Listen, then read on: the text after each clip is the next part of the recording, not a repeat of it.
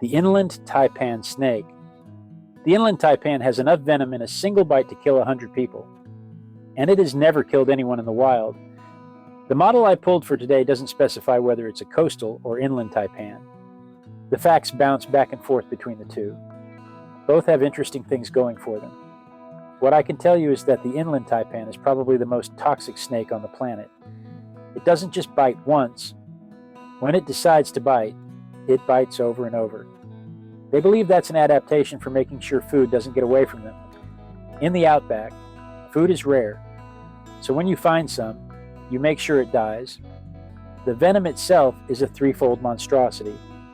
There's a neurotoxin, that damages your nerves and causes your nervous system to shut down. There's a hemotoxin, that destroys your blood cells and stops your blood from being able to carry oxygen. And there's a myotoxin, that causes your muscles to break down and stop working. Any one of those is enough to kill a mouse. But the taipan decided it wanted all of them. These snakes also change color with the seasons. Brown and black in the winter, then tan and olive in the summer. That's thermal regulation, maximizing what they can pull from the sun to control their body heat. And despite everything I just told you about that venom, they are not vicious. They don't want to interact with you. Venom is precious.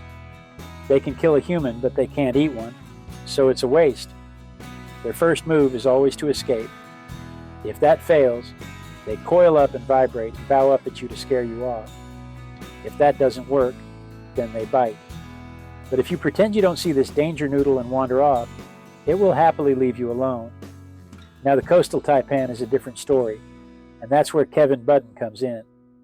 In 1950, Kevin caught one of the first coastal taipans ever captured alive, got it into a laundry sack, and brought it in for milking to create antivenom. The thing bit him. He died the next day. But his sacrifice wasn't wasted. That single snake was milked 6 times and gave researchers enough material to study. The antivenom was officially released in 1955, and it worked for all taipan species, not just the coastal. That same year, an 11-year-old boy was bitten by a coastal taipan, and the antivenom was there to save his life. Kevin was only 20 when he did that. He gave up his life early for science.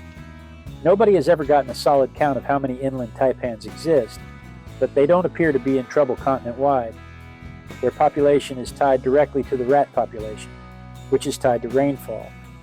When the rains come and the rats multiply, the snakes eat well and produce more eggs.